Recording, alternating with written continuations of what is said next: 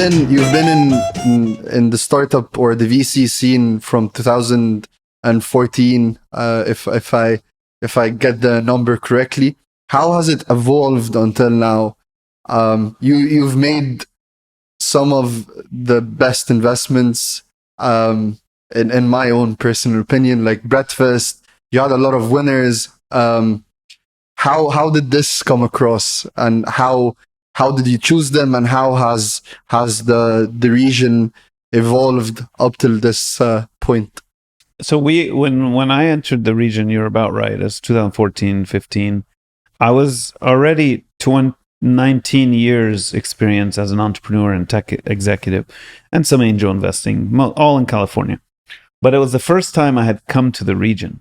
And so, I like to stay naively optimistic, and I hope that never changes. Because I think the moment you become too rigid or too critical, and you which you're supposed to learn in school, right? So we do learn to become critical thinkers and always point out the potential, risks, of course. But you have to unlearn some of that to do venture, early stage venture. And luckily, for me, it was easy to unlearn. I'm just a risk taker, and only a risk taker in this, by the way. I never traded stocks. I never traded crypto. I've never traded real estate. So a lot of friends take risks in different ways, different risk appetite. For me, it was always this: bet on myself, building companies, and bet on other entrepreneurs like me, building companies. That's the only risk I take, and I take all my risk in that. Even back then, 2014, 2015, I can't say that I was worried about any of those issues. People would tell me the government doesn't support us. This doesn't happen in this country. We have zero funding. The law doesn't even cater to startups. We don't have payment gateways. We don't have cell phone access. We don't have internet. So what? None of that really mattered. And guess what? Our hypothesis was right. It didn't matter. They made their way through it by force. And eventually people will pick up. Good example is the Kareem exit. So when the Kareem exit happened, finally governments, family offices, you name it, companies started calling, curious, what's a startup? Oh, what is this? How can we do more of them? Oh, well, now there's more interest because it's becoming the news traveled more mainstream, right? Your mother might know about it. Your aunt might say, oh, I use Breakfast. That actually happened to me, right? My aunt in Egypt said, I use this company called Breakfast. I said, oh, that's one of my investments. So how, again, do you choose the winners? Let's not just choose one low Breakfast. We can go beyond that. There's also Maksab in the mix, Kalu. The list keeps on giving, money follows. Apart from that mentality of an entrepreneur where no matter what, nothing stops me, I'll get there. What else are you looking for in an entrepreneur? There's definitely a pattern in how you've been choosing the startups to invest in. I'd like to say there is, but I'm not sure there's real science behind it. And we have to throw out the pragmatic rubrics. We have to throw those out the door. Otherwise, you'll miss alpha, right? So it's a game of numbers. So the first prong is get into deals, deals you think are going to be good. The second prong is increase your ownership in the winners, and what you perceive to be the winners. Yeah, double down on the winners. And so we would reserve, and it's recommended across most venture funds to do this, is to reserve half your capital for a quarter of the investments. So assume that in the first few years, the 100 gets 25 out of the 100 are showing very strong signs of growth and success. So then you'll take half your capital and put it into that quarter. So you are now doubling down on those winners. So it's the same amount of capital you did the 100, but that same amount of capital is only going into a quarter of them. So now you're increasing your ownership and doubling down on those. Now that is an important part of the strategy because it gives you the weighting on the winners. Now, if you have 100, and like we said, power law, 10 out of the 100 will return the fund if you're lucky. The common adage in venture is for every deal that you're going to go into, you expect it's going to return 10 to 20x. Because 10 to 20x across the portfolio, where 8 out of 10 die, that 10 to 20x, the 1 or 2 that actually hit 10 to 20x, returns the whole fund, which gives you what number for your LPs? 2 to 3x only. So if you don't even hit that 1, or it only hits 6 to 8x, your winner, your biggest winner hits 6 to 8x, you won't get your 2 to 3x. So it matters a lot. So it's important, I think, to pull back the curtains so that founders understand the economics behind the VCs. It's not their money. They're taking money from someone else that has to beat the market. For every one company I did that looks amazing today, I did 9 other ones that either not going to work or didn't work, already died or are going to die. And so you just don't know. Now, do I regret making those investments? No, I actually built that into the fund model. It was already built in. Really what we need on a $30 million fund to hit 3x, I need to return $100 million, right? So I need to return $100 million. The investors will get back 1x, their money. There will be another 60 million, 65 million left over. They'll get 80% of that. And the fund manager, the fund, will get 20%. Those are the economics of venture capital. So it's important for founders to understand what's behind the curtain. So when they approach a VC, they know what fund is this? What vintage? How big is it? What are the ticket sizes? Have these partners invested in this before? Have they succeeded or failed? Because if they got burned 3 times, don't even bother going to them for the same kind of industry. They got burned 3 times. But if they had a winner once, they're going to welcome you in. Let's get another winner, The fund here is 1 billion in AED. So how do you go on about the investment thesis for the startups, which is 50% of the fund? Mm-hmm. And then we can get into how you go on about the other 50%, which is The funds. the funds. Yeah, so we have a mandate to catalyze investments into the ecosystem. We really believe, the leadership here really believes that technology and innovation are the future of the country and the region. And the leadership here also sees itself as a custodian to the wider neighborhood, which is a very cool, feeling to have, that it's not just caring about yourself, it's caring about your neighbors. And I love that. So when we think about 2050 and how do we design a fund that will address those issues from now to 2050, we're thinking, how can the UAE ride along those waves in a positive way, not fall behind? We know what the trend is. Okay, let's focus our efforts on that trend, which is mainly driven by technology and innovation. So let me break it down. So on the fund of funds side, like you correctly said, is 50% of the mandate. We do 3 kinds of funds. So we do incumbent regional funds. That means the funds that have been here doing the job this whole time, they're on their 2nd, 3rd, or 4th fund by now. We need them in the ecosystem. We need to be able to support them. So we do that. Now, those funds, like the next category, which is new and emerging fund managers, which is new fund managers or fund managers who were at a VC and spun off, and they're going to start their own firm. Well, that's what we're talking about. So that adds plurality into the ecosystem and optionality for founders. So it's really important from a founder perspective to be able to go to different investors and find the right match for you. There should not be just 3 investors in the ecosystem and 3 of them said no to you, and then what? You're done. So that's an important component of the strategy. Now, both of these types of investors are from the region for the region. We say local regional. Now, that definition of what is local regional will change over time because we have concentric circles of geography. Now, just to simplify things for the audience, venture firms' theses are built on 3 pillars: sector, stage, geography. So every time somebody says their thesis, you'll hear those 3 words in there somewhere. So we are a fintech Series B investor investing globally.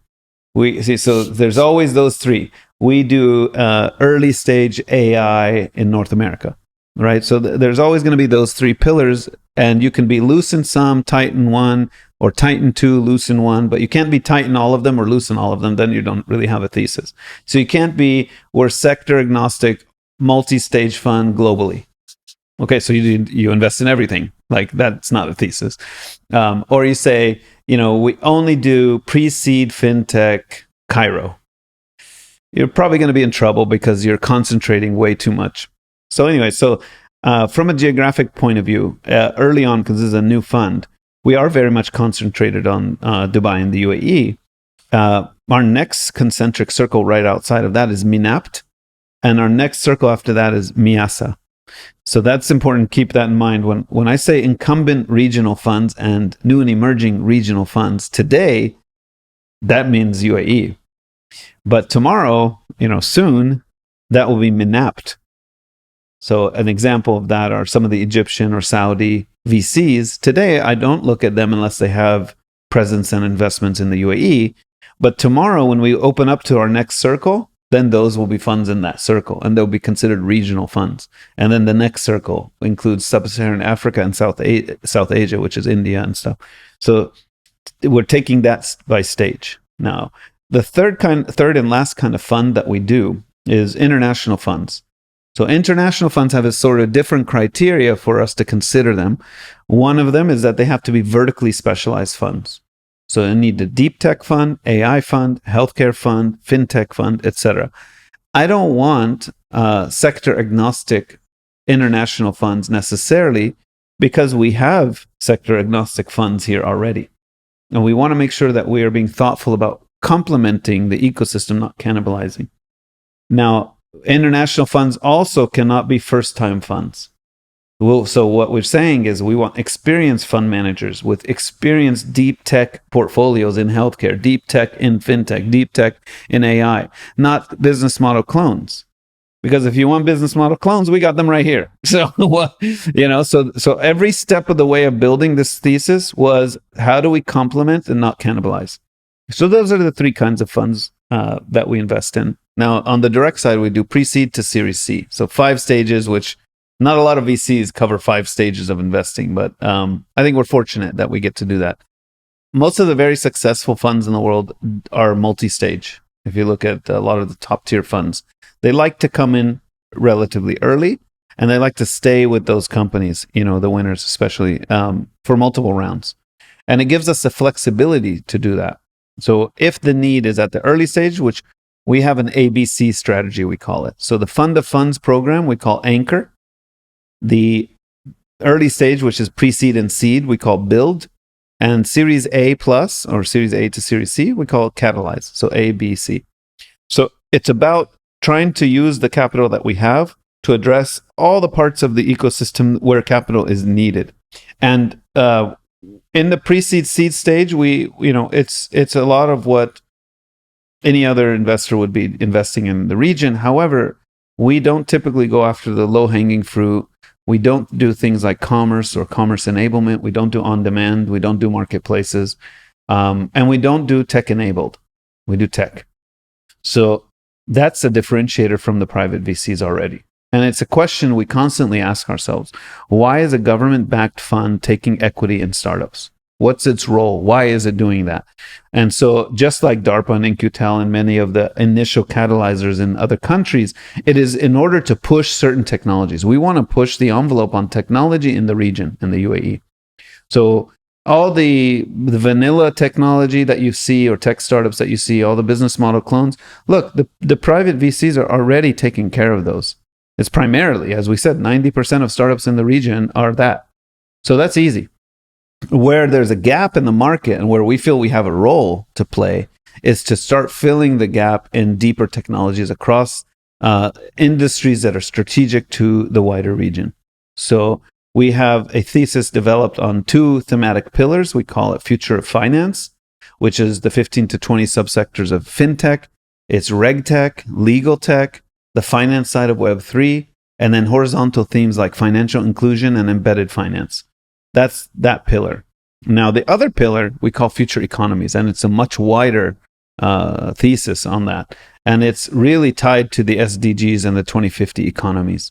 So we didn't define it by, hey, what sectors do we want to invest in?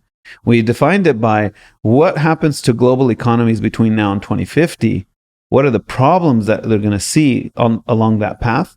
And what do we need to invest in from today to prevent some of those problems? And then we, as I mentioned, we decided to make it even more complicated, which is exciting. I mean, we we pay carried interest to the team, meaning the team participates in the profit share of the fund. Now, in a normal fund, a private VC, that's normal. That's actually what they get paid for. It's called 2 and 20. Typically, the fees are 2% management fees, 20% carried interest. But in almost all government or corporate funds around the world, they don't pay carry to the team. So that means that the team is not incentivized to perform. They're just salaried employees. And we really didn't think that was the right model for Dubai. Dubai is very enterprising. Its roots from the ports to the free zones to everything Dubai has done to diversify GDP away from oil and gas, which has been very successful over the last 50 years, is exactly how we wanted to think about this fund. So the evergreen structure plus the application of carried interest to the team really steers us into a very performance-driven but patient capital fund. So that's, I would say, extremely unique globally. I mean, I know Canada pension funds, so Canadian government requires pension funds to pay performance to their team, but it's very difficult to find examples beyond that. So that's one aspect of the fund I think that is really unique. How do you distinguish the futures of, if that makes sense? I mean, you always have to be thinking in advance, I don't know, 10 years ahead. And in 30 years' time, if you're looking back, you have to make all of those right future calls. Right. How do you distinguish, like, this is within future of health, this is where we should probably be looking at? And let's extrapolate that beyond health and all of the different future ones. That's a great question. Luckily, we don't have to figure that out by ourselves. There are hundreds of thousands of researchers in every one of those categories. And so if you look at the publications coming out, and we know VCs who do this already. So they have scrapers that follow publications among very specific subsector areas, right? And they follow the trend of the articles and publications that mention those technologies, and you can see that graphed over time. So you see when something comes out of a lab or is still in a lab for 20 years, right? Just talking about wireless charging, right? Let's say we're talking about, remember there was this conversation some years ago about being able to charge your cell phone without putting it on a charger. So just in a room, and everything, all your devices are just being charged through the air. It turned out to be bogus, but you will see that stuff starts being talked about in laboratories for years. Then it starts to go into like Nature or Scientific, right? These publications. And then if more scientists start to replicate the experiments that were done and prove the hypothesis 2, 3, 4, 5 times, then it becomes bona fide discovery. So you can monitor those things across thousands of disciplines, and it's all there. You just have to pay attention to it, right? And then surrounding ourselves by a panel of experts in each of these areas. We're hearing the zeitgeist. We're hearing what's happening on a daily basis. Generative AI, for example, we've been talking about that since, I think, early 2000s. So it's just went mainstream last year. But this is stuff that's been brewing for 20 years. So you could tell, like, I had a friend in Saudi who was in VC, and I asked him, "What are you going to do next?" It was during COVID. What are you going to do next? He goes, "You know what? I'm just diving into AI research," and he's an engineer, and he would rather do that than kind of keep playing this VC game for. And it was funny because it was 2020. So 2020, he decided to quit his job and just focus on that, even in Saudi, right? And 3 years later, everybody hears about ChatGPT and all that stuff. But those things are brewing way, way under the current before the mainstream world hears about it. What would you say are the biggest challenges in general of running a fund of such now that it's been structured? Looking back in 30 years, what needs to happen for this to be a success? And where you stand now, where do you see the biggest challenges?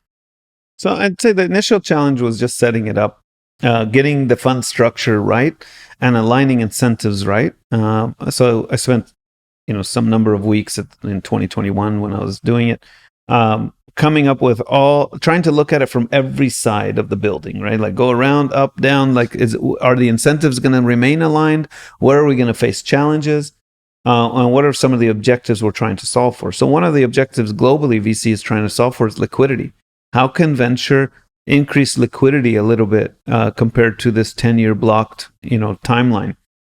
So for us, we can actually provide liquidity in the form of secondaries or other types of offerings to the funds in our portfolio and to the startups in our portfolio. And one of our first investments here in Dubai was actually a platform that does that. And so we see that as existential to the ecosystem. Now, the other challenges aside from just setting it up are still coming, because we set up a basic structure, just like I explained. But we know that I won't say 30 years, but in 5-10 years, we're going to need to answer some questions about this that we didn't have to answer yet because we were just starting. So for example, how do you apply carried interest, or how do you calculate carried interest on an evergreen fund? You need some timeline, a start time and an end time. Otherwise, what are you calculating the carry on? The whole fund forever? It doesn't make sense. So we employed a mental framework of cohorts, and every 3 years to us, we define it as a cohort. So when capital is deployed within the cohort and team members have vested or worked within that cohort, that's the timeline. That's the start and end time. And then in year 4, we start the cohort again. Now, from the fund structure, it didn't change. There is no timelines. It's evergreen. But what we do is just mark the fund at certain points in time to calculate carry for the team. So that worked pretty well. Now, it doesn't mean we answered all the questions. Still, in 4, 5, 10 years from now, we're going to have some challenges to figure out. So, for example, if we want to open up the fund to other types of investors, we need to give them terms, ahead of terms for the fund. What are they getting into? What are the risks? And we need to be able to tell them how locked in are they going to be? When are they going to see liquidity? And over what period of time, right? That kind of stuff. So those are questions we still are working on, or actually happen to be working on them this quarter. But because we're going to move through our capital formation stages, so I've talked about this publicly before, but first stage is Dubai government. Second stage, we're going after the private sector and federal. And third stage, we want to go after qualified individuals or institutions that we want to do it, allow people to enter at any ticket size. Let's say you and I want to put in, 50,000 of our own money. I normally would not take a check for $50,000. It's too much work, right? And I also similarly wouldn't want to issue 15 to 20,000 share certificates to all those small investors. But luckily, technology is a solution here. And we can use a white labeled tokenization platform to sign everybody up through that. Now, that token is not a utility token that floats on the exchanges. That's not the same thing. That's a speculative, I won't name them, but you know what they are. The ones everyone talks about. This is not that at all. This is a private marketplace with just our security token, not a utility token. This security token mimics a share of the company, but it's digital. So that's all. And the reason we're doing that is to provide, again, access for every layer of investor, because we are a servant of the community. And so we want to provide the government with access to venture capital and thought leadership. We want to provide the private sector. And I mentioned before why these components are critical to the founders. So all this is eventually to serve them. And third, qualified individuals who want to invest but maybe don't have access, don't know how, or don't have big tickets to do it with. So that's the solution for the investor side of the map. Is there anything that excites you? Anything that's been brewing you're looking at and you're like, wow, like... Yeah, I mean, you're talking to the guy who gets excited about everything. So, I mean, I really want to see solutions in healthcare. I really want to see solutions in food. I want to see efficiencies in manufacturing and supply chains that are better for the planet. I mean, all of those things are exciting. CRISPR technology and the newer versions of CRISPR that are being studied now are extremely exciting for humanity and for disease control and disease prevention. and genetics and a lot of the things that we're facing probably because of some of the foods that we're eating or the environment that we're in. So everything is intertied together. And my hope, and the conclusion is, I hope borders go down, and I hope countries support each other. And it becomes a human globe rather than a company-based globe. Now, that is, there are some signs of that happening when we're looking at tackling the largest problems in the world related to energy. So, for example, Morocco's solar farms are meant to feed the European Union. That is really interesting. So it's like in the old cross-border trade, but this is different. This is us providing resources we have to other places. It's a different vibe than the last 50 years, right? Let me come into your country and protect you, but I'm going to take your resources. That's how the old foreign relations work. I hope this becomes the new way of foreign relations. It's like, I have an abundance of X. You guys have Y. Well, I'll give you more of the X because I don't need it. And you give Y to the neighbor over there because otherwise Y, that country might be putting a dam between the river and us, and we need the water. So, I don't blame them. They're doing it because they need the water. But if you provide this solution to them, farming solution or whatever, then they won't need to do that, and it won't affect me. And now we all win. And how else everybody's saying, how else are we going to win unless we work together on these challenges? Absolutely. And everyone's starting to move inwards again. But at the same time, when you're moving inwards, like the war in Russia, for example, you have this reliance on the European reliance on the energy there. Yeah. And that's where they thought, okay, this is a dependency. Let's move beyond that. But then you have the engineers coming in from Russia to here, and they're doing the work, the amazing research, and so on, Ukraine.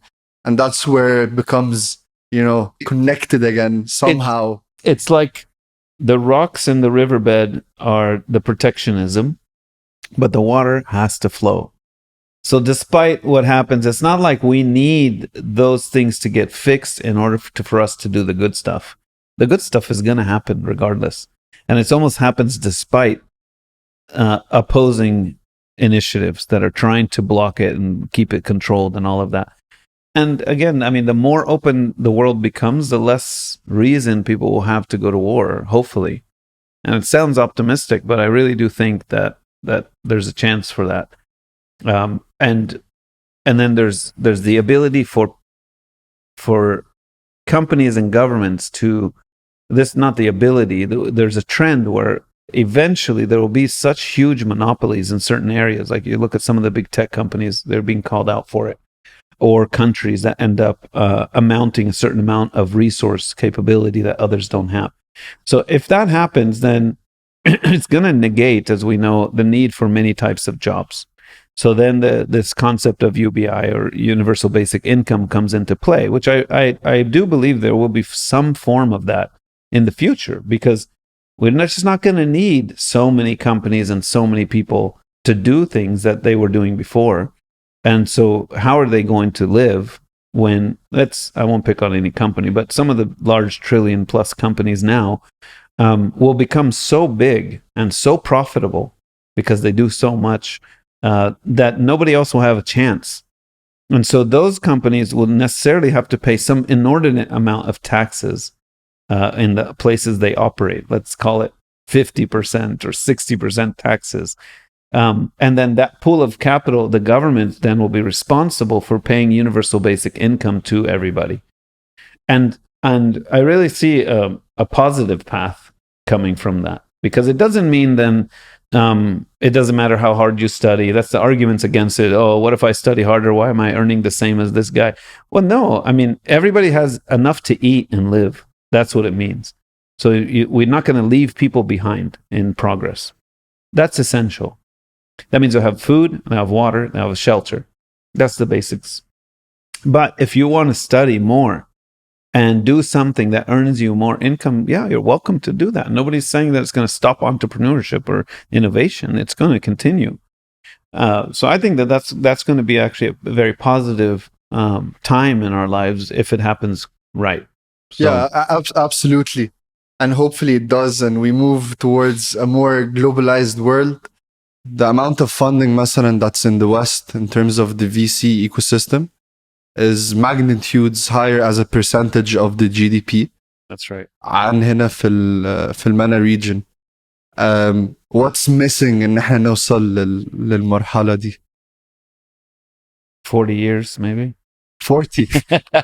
I mean, the difference is that in the US, this was a very long process to get to where it was today.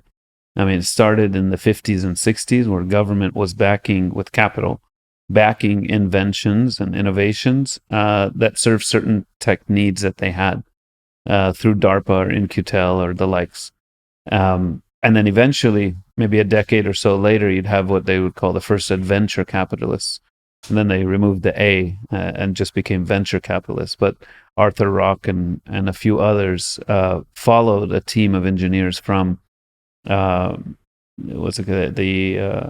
SRI research, the Stanford Research Institute, and Fairchild Fasteners was one of the companies I believe that they created, and then they went on to create others that were backed by Arthur and a few others. So it was a very, very small start, and it wasn't even an industry.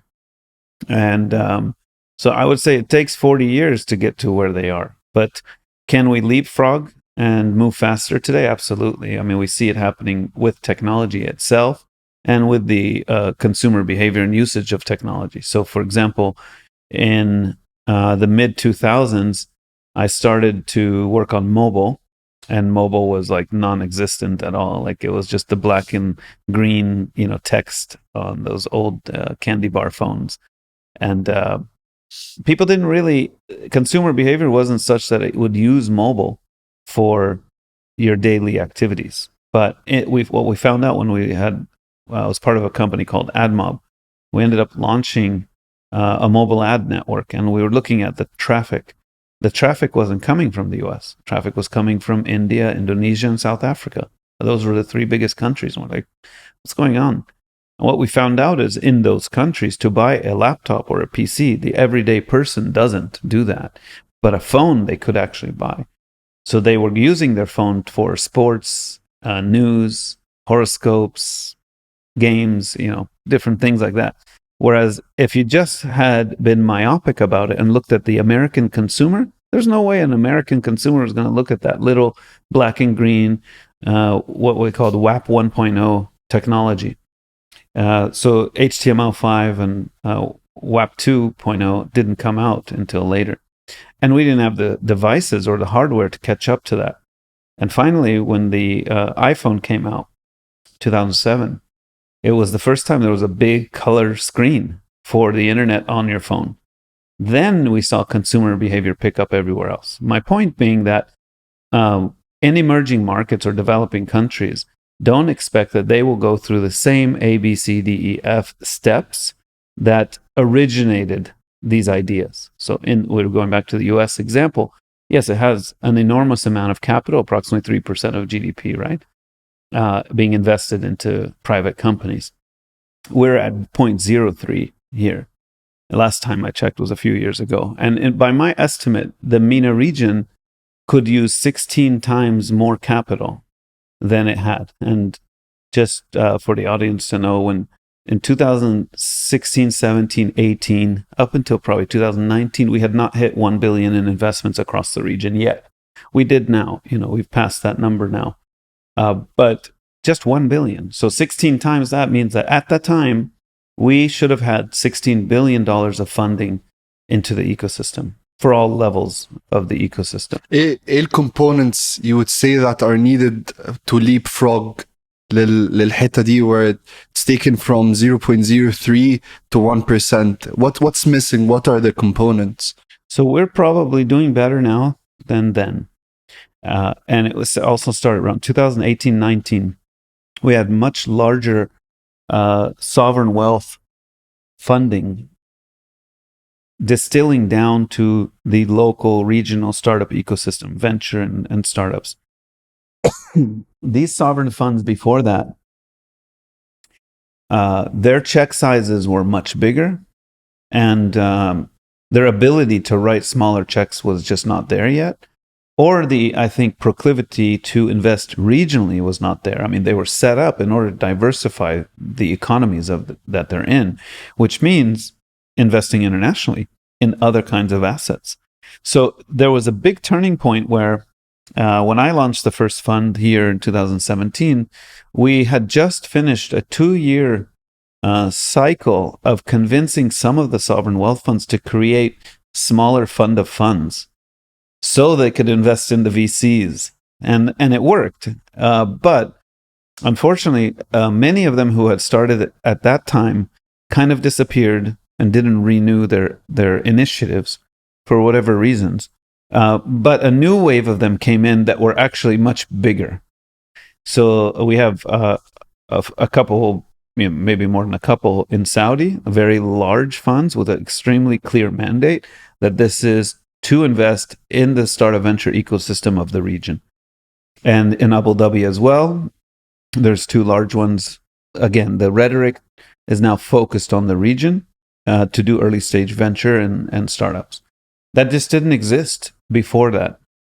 So that there's capital now. I think if you look at the numbers in the wider MENAPT region, I think it hit 3 billion, but dipped now underneath because of the market downturn. I think if we're expecting to kind of recover from this in Q1, Q2 next year, we'll probably hover around, let's say just MENA, probably hover around 1.5 to 2 billion a year in deployment. So it's still very good progress in a very, we have to keep in mind the number of years. So again, where did the US, how did it get to where it is today? How long did that take? 70 years. For us to get to 2 billion in funding in, call it 5 to 7 years, is actually leapfrogging from a funding perspective. Now, there's leapfrogging from other perspectives as well. So adoption of technology and infrastructure. I mean, the UAE now has like on par or better infrastructure than most first-tier countries around the world. So that has to be there as a foundation. Otherwise, how are we going to build on top of that all these technologies? So you need infrastructure, you need talent pools. So access to talent comes with predictability and transparency of economies and politics. So if you don't feel safe moving to a country, or you don't feel like it's predictable, your rights are protected, how you're going to make money, how you're going to move around, you're not going to probably go to that country.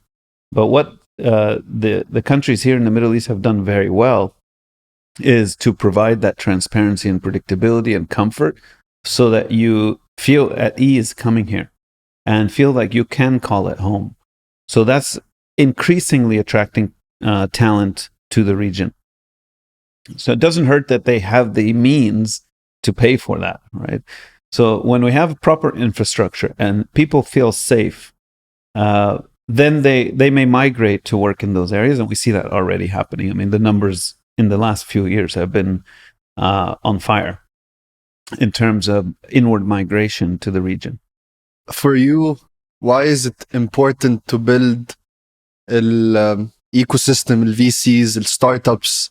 What's then what? If we do that, what's... We were talking earlier about the network effect in Silicon Valley. And we always try to dissect, like, what made Silicon Valley Silicon Valley? I mean, everybody's been talking about this for 10 years. And how can we become the next Silicon Valley? I'm sure you've heard that.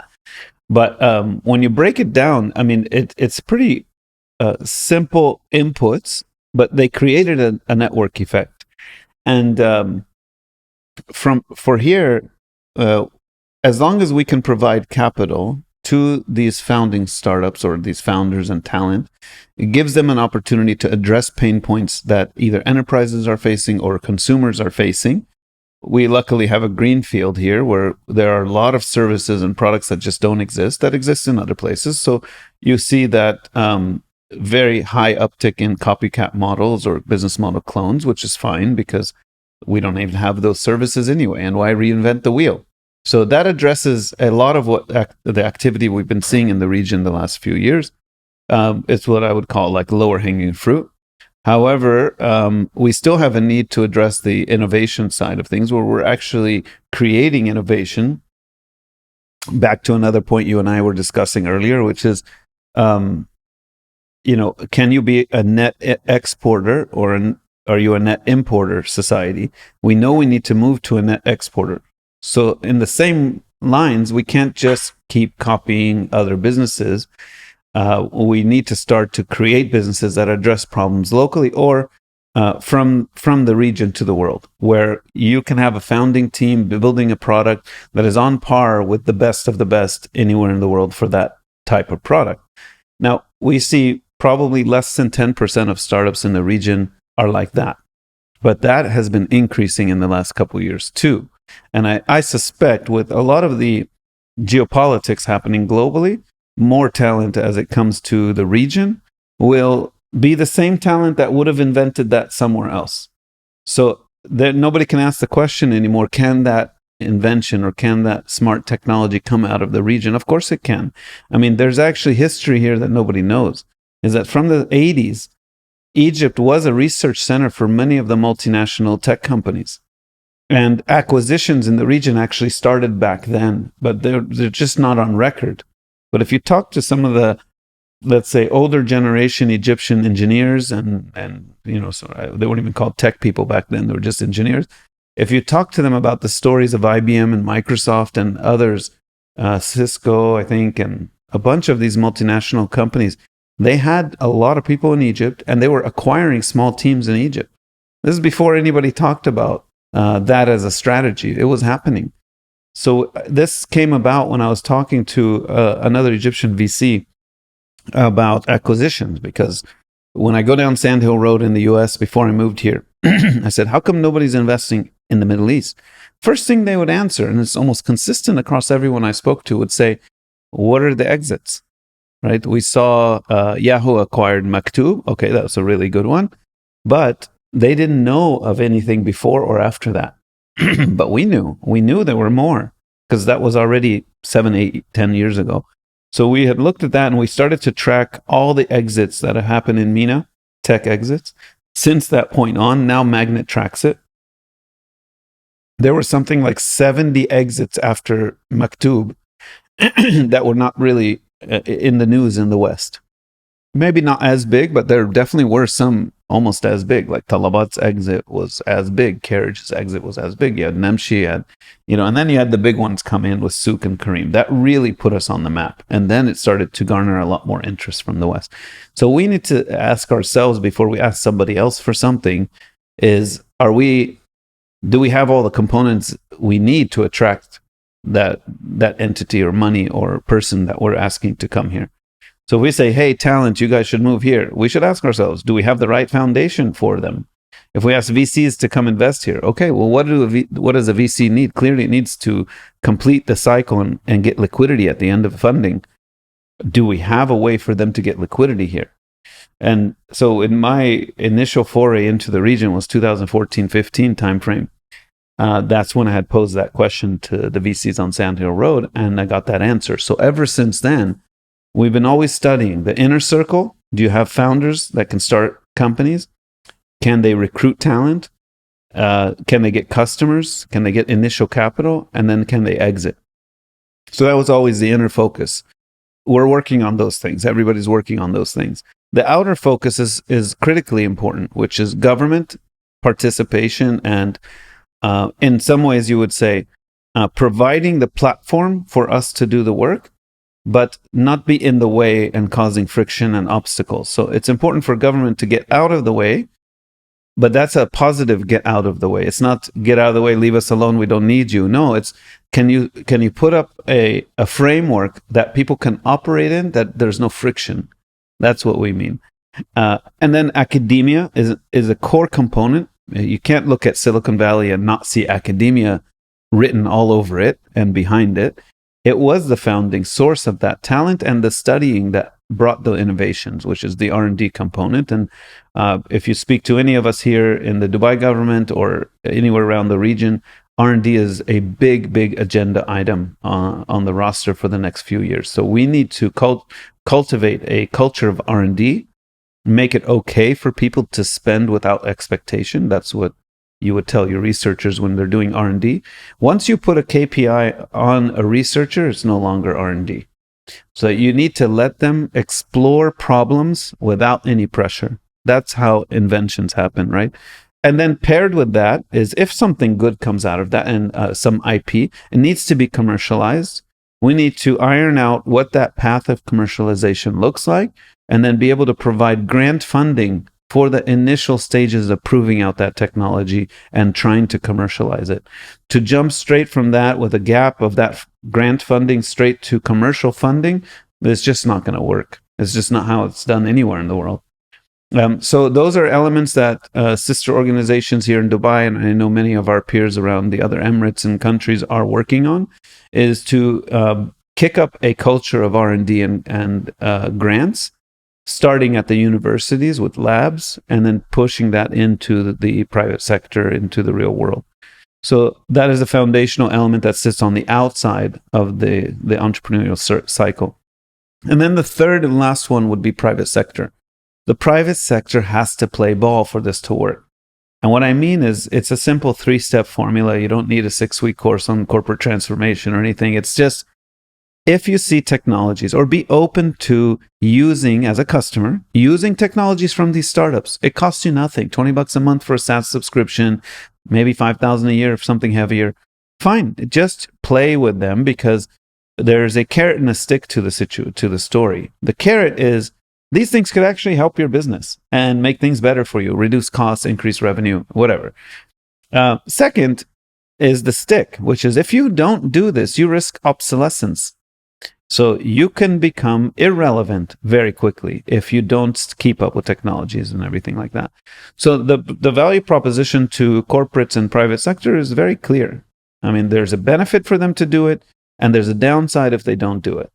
Do you think it doesn't help that the majority, or مش majority, but a big portion of the private sector are family businesses Yes. and whatnot, where it's not as much of a drive to innovate because you're already the incumbent. It should be even more. And I'll get to that point on family-run businesses and how that's different than everything in the ethos of startups, because it's an important point I'll tie back to Silicon Valley. But on the second step, besides play with the startups, and what we mean is just become customer. It's lightweight for you, but it means the world for that startup to have a customer. Customers trump revenue. Revenue trumps funding all the time. It's much better if we didn't have any, it was a dry spell and we didn't have any venture funding in the region, but every corporate in the region played with startups, we wouldn't have a problem. We wouldn't need funding because the startups will generate revenue, which is even better. But that's more difficult than actually attracting capital. The second thing we would tell corporates to do besides playing with the startups and becoming a customer would be invest in them if you like what they're doing. If it's really synergistic to your business, and the more that startup succeeds, actually drives business to you. Let's say you're a bank or a telco or whatever. It doesn't matter what industry it is. You'll find some startups, as they succeed, is actually better for you. It's driving business. So become an angel, an investor in those companies. And then third and lastly, if you like step one, you like step two, and it's such a good fit for your company, consider M&A transaction and acquiring that company. That fulfills the entire cycle and provides liquidity to everybody upstream from you, and hopefully your business actually becomes stronger because it's more competitive. Now, back to that point you just raised. So the other thing besides having academia at the core of innovation, like in Silicon Valley, which is something we need to work on here, the other thing was the mindset of Silicon Valley. So forget about how do we become Silicon Valley here or anywhere else. Why don't you just transfer the mindset? And that's easy to do. So what is the mindset of entrepreneurship, startups? Well, for one, you don't have one big boss owning everything and thousands of people who worked on building that company who earn nothing, practically speaking. In the startup culture, everybody in the company gets a share of the company, plays in the upside. It's really funny because there's an analogy just happening today in the sports world where athletes and celebrities are now negotiating contracts where they get part of the upside in the teams or leagues that they play in. That should have been there from the beginning because, otherwise it wouldn't be a balanced, it's not balanced economics between the brands that sponsor these entrepreneurs or athletes and how much the athlete actually makes. So that's being transferred over there, but we need to do it here in our world of entrepreneurship. And the startup mindset already had that baked in. And so and then also on the investor side, I mean, venture capital used to be a subset of private equity. It is. I mean, it is investing in private companies. I mean, so people like to think they're almost the same, but really, culturally, they're extremely different. The way that we think about valuing early stage startups versus PE, how they would value, night and day, not even the same. We don't even use the same tools to do it. We don't think about the same consequences or risks. Our return requirements in early stage venture is very different than private equity. We cannot be okay with 2x return or 3x return in a 3 to 5 year period. So the economics are different. The way that we invest is different. How the risk reward profile of the investments is extremely different. We don't expect to be paid dividends in venture capital. We don't force the companies to drive towards profitability immediately. We do want them to be cash flow positive and have positive unit economics, but that's often gets muddied with the idea of profitability, and they're pretty different concepts. So those are just some of the things where culturally we're starting from a totally different foot than any of our, let's say, sibling type of investment strategies. So from the investor side, even the VC's behavior is supposed to be a posture of optimism, and not that you're seeing that every day. I know you don't see that, especially in new markets where not all the VCs came from an operator background or come from that culture. So you don't always see it consistent. It's just like religion. You want to know the religion, study the religion, not the people. And same thing with venture capital. You want to understand venture capital, study the stories and the principles guiding it. Don't study the VCs you see in the market, because not all of them really embody that. And also, the founding of Silicon Valley could be traced to the Texas Instruments. And back then, it was a group of essentially academics. Mm-hmm. And then, you had this position they were in where we're not getting enough equity. They were not giving it out. And that was they basically started their own thing, which then became Intel, where then you have that ESOP mentality. The Trader's 8. Exactly. Yeah. So that's an interesting point you make, because there was R&D, but R&D wasn't treated the same way. So you could be a big company and have a small R&D team, but they were just feeding into the company. And yeah, like you said, there's no incentive alignment for them to do anything crazy.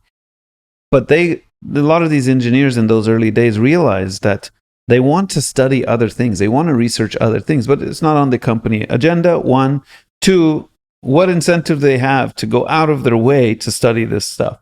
So they actually they didn't even think at the time, we can actually go off as our own team, rent an office, and just do R&D. Well, of course, that would be a silly idea, because who's going to fund you? And that's where this all started, actually. Because, you only do that for a big company. Why would you do it on your own? Of course, on the other hand, you would have research happening in universities, but again, nobody's paying those people to actually come up with something. So that changed very quickly after the first couple investments, and it was Intel and Fairchild Fasteners, I think, that were venture funded, if you will. I mean, the term didn't exist, but that's what it was. Angel investing or something. Somebody saying, look, I'll just give you guys money to come up with these couple ideas that you're thinking about. That was almost non-existent before. And now it's commonplace, right? You see it everywhere.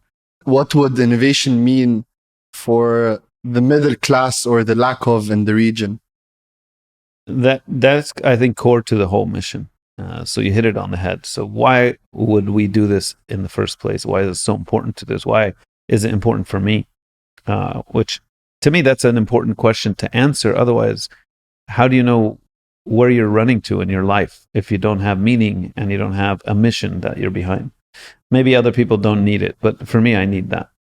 And all of this is because we see that I see that entrepreneurship works. It can actually elevate the lower class into the middle class into a larger, healthier middle class or upper class. I mean, I don't like to say move them to the upper class because that's not the goal. Like, that's a nice to have, and it does happen a lot because you can get outsized returns in venture. However, what's more important is that the bulk of humanity just moves up the ladder. So social economic fabric improving. That's important because it will increase stability. Increasing stability and accountability of humanity, or let's say the residents of any country, gives them more to value in life and more at stake. And when people have more at stake, they typically will take less political risk, let's say. So stability is what we're after. And it in every way I look at it, it is a better formula for stability than a lot of what you see happening with NGOs and governments and stuff trying to, like, in the name of stability, take certain actions. We actually the hypothesis is proven in the venture startup entrepreneurial ecosystem that it does provide those things already, and it provides capital return to investors. It provides wealth distribution to employees of startups because everybody in the startup gets a share. So when that's all happening to society, there are less angry, less worried or less anxious about their future because they feel that there is stability around them, and they feel maybe, hopefully they feel that the society around them is actually improving, quality of life is getting better. And it happens through things like access to information, access to, or freedom of movement, a number of these sort of things where at the human level, they'll feel a difference.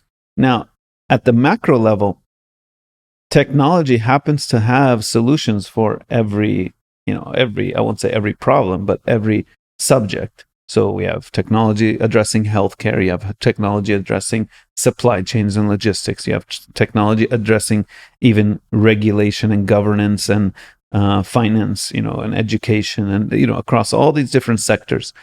But one really interesting one is if we can further use technology to address the SDGs, which is a lot of what the thesis of the Dubai Future District Fund is to look at which problems are going to become the biggest problems for humanity or companies or governments or whatever it is, and try to leverage technology to address those problems. And a number one area within that, because it's related to a lot of the other SDG issues, is energy.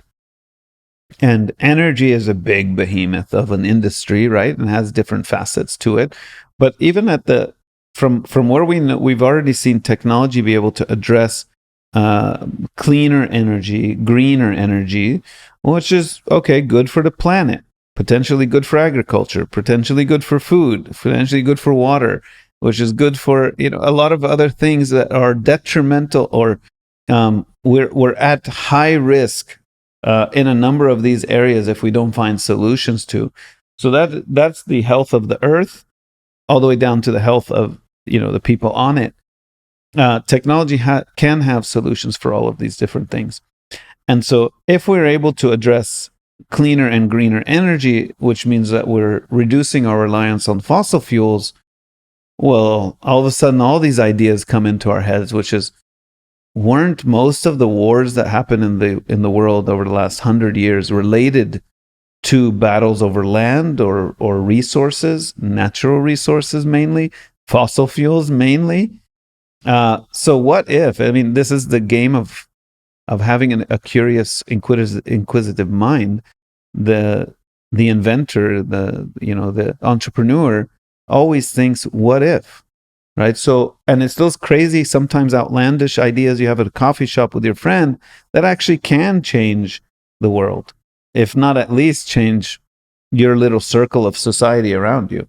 So if we can come out with less reliance on fossil fuels through the use of technology for a given region, country, city, whatever you want to call it, then it improves couple that with stability of the citizenry, it then all of a sudden maybe reduces the chance of wars. It reduces the chance of geopolitics. Maybe. I don't know for sure if that would happen, but we're optimistic again. I mean, it's back to the culture of startups and venture capital is we're supposed to be optimists. We're supposed to be looking at the upside all the time with proper due diligence and governance and everything, not like the crazy last 5 years, right? But the prudent way to do it. And I really do believe, and I think this is going to happen soon, is we're going to find alternative forms of energy that will at least reduce, if not eliminate completely, the need for border wars or cross-border wars. So that is a very, I think, positive North Star to try to strive towards. And that is it seems like to me like the biggest one out of all of them, but also the dreamiest, because everybody knows politics is complicated and there's lots of other things involved. But still, if you can imagine and dream that one, you can imagine the ones that are a little bit closer to the horizon. So, for example, food sustainability and food availability. In the next 50 years, we're going to be in pretty big trouble. And we know that technology, already it's happening. Technology can be used as a force of good across the spectrum of the food supply chain. I mean, we're seeing amazing technologies across agri-tech, aquaponics, vertical farming. You've probably seen some of these, lab-grown meats, lab-grown proteins. These are fascinating technologies that we really didn't have to think about before, but now because the problem is so eminent, the innovation in this space is increasing drastically. I've already taken so much of your time. Your time to be an optimist. Yeah, it's my pleasure. So thank you so much. I really, Pleasure. really Thanks appreciate for having it. me.